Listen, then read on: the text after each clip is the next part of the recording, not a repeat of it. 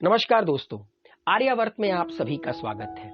दोस्तों, माँ गंगा मोक्षदायिनी, इनका अपना महत्व है हमारे हिंदू समाज में। मान्यता है कि माँ गंगा की अविरल धारा में डुबकी लगा लेने से जन्म जन्म के पाप कट जाते हैं। मगर सवाल ये है, क्या सच में ऐसा होता है?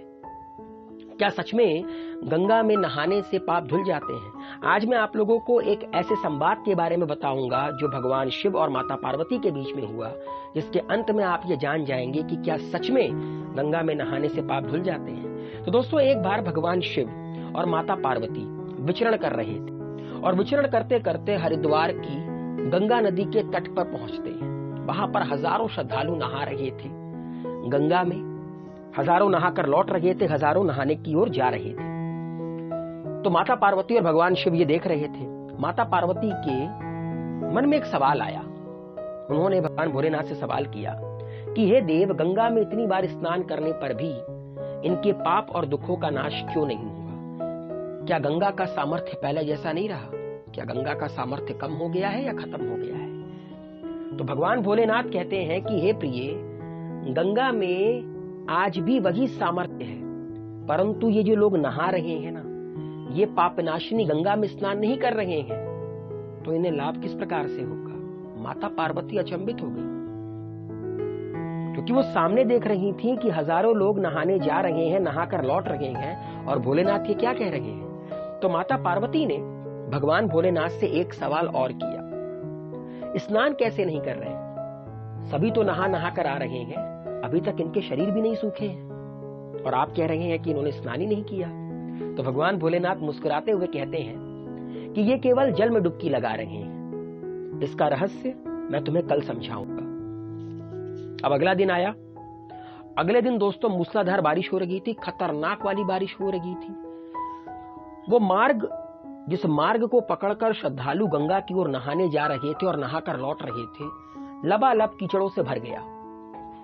भगवान भोलेनाथ ने एक वृद्ध का रूप लिया और एक गड्ढा जो कीचड़ से भर गया था, आप देखते होंगे ना कि बारिश के दिनों में गड्ढे कीचड़ से भर जाते हैं, अक्सर लोग गड्ढे में गिर जाते हैं, नहीं पता रहता ना नीचे गड्ढा है। तो भगवान भोलेनाथ ने योजनावश एक गड्ढे में अपने आप को बिठा दिया, इस प्रकार से लगे कि वो गिर पड़े हैं। एक वृद्ध इंसान गिरा पड़ा है, और उन्होंने माता पार्वती से कहा, माता पार्वती अपने उसी रूप में थी, उन्होंने माता पार्वती से कहा कि देखो, तुम लोगों को सुना सुनाकर यूं पुकारती रहो कि मेरे वृद्ध पति अकस्मात गड्ढे में गिर पड़े हैं, कोई पुण्यात्मा इन्हें निकालकर इनके प्राण बचाए और मुझ असहाय की सहायता करे।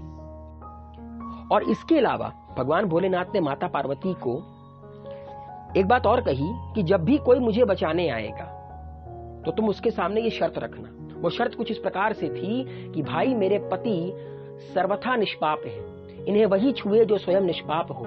यदि आप निष्पाप हैं तो इनको हाथ लगाइए, नहीं तो अगर आप पापी हैं, अगर आपने कभी भी पाप किया है, तो इनको छूते ही आप भस्म हो जाएंगे। अब दोस्तों, काफी सारे श्रद्धालु आए। उन्होंने देखा कि एक बुढ़ा गड्ढे में गिरा पड़ा है और एक खूबसूरत सी नारी बगल में बैठी सहायता के लिए पुकार रही है। कईयों की नजर डोल गई, कईयों के मन में पाप आ गया माता पार्वती को देखकर। कईयों ने लोक लज्जा के चलते कुछ नहीं किया, कईयों ने कानून के चलते कुछ नहीं किया, कईयों ने तो यहां तक कह दिया कि मरने दे बुड्ढे को, उसके लिए रोती क्यों है। कुछ सज्जन लोग थे जो आगे बढ़े, लेकिन जैसे ही माता पार्वती ने उनको शर्त बताई कि अगर आप निष्पाप हैं तो ही आप इन्हें छुइएगा, नहीं तो आप भस्म हो जाएंगे, तो जैसे ही वो सज्जन पुरुषों ने इस शर्त को सुना, उन्होंने सोचा कि हम गंगा में नहाकर आए हैं तो क्या हुआ, पापी तो है ही, कहीं होम करते हमारे हाथ ना जल जाए। तो वो पीछे हट गए। तो भगवान भोलेनाथ ने, जो गड्ढे में थे, वृद्ध का आकार लिए, उन्होंने माता पार्वती से कहा कि पार्वती, देखा आया कोई गंगा में नहाने वाला। तभी दोस्तों एक लड़का लोटा लिए गंगा से नहाते हुए लौट रहा था, और उसने माता की पुकार सुनी। वो माता के पास गया और कोशिश किया भगवान भोलेनाथ को बाहर निकालने की। माता ने वही शर्त उसके सामने भी रख दी कि अगर तुम निष्पापी हो तभी तुम मेरे पति को हाथ लगाओ, नहीं तो भस्म हो जाओगे। तो वो कहता क्या है, वो बालक क्या कहता है माता पार्वती से कि माता, मेरे निष्पाप होने में तुझे संदेह क्यों होता है? देखती नहीं मैं अभी गंगा से नहाकर आया हूं। भले ही गंगा में गोता लगाने के बाद भी कभी पाप रहते हैं। सवाल किया कि क्या कभी पाप रहते हैं गंगा में गोता लगाने के बाद भी? तेरे पति को निकालता हूं। और वो तुरंत जाता है, भगवान भोलेनाथ तो गड्ढे से बाहर निकालता है। और फिर भगवान भोलेनाथ और माता पार्वती अपने वास्तविक रूप में आते हैं और उसे आशीर्वाद देते हैं। और भगवान भोलेनाथ माता पार्वती से कहते हैं कि देखा तुमने, इतने लोगों में से एक ने ही गंगा स्नान किया है। इसी दृष्टांत के अनुसार जो लोग बिना श्रद्धा और विश्वास के केवल दंभ के लिए गंगा स्नान करते हैं, उन्हें वास्तविक फल नहीं मिलता है। परंतु इसका यह मतलब नहीं कि गंगा स्नान व्यर्थ जाता है। विश्वास के साथ किए गए गंगा स्नान को ही मिलता है वास्तविक फल।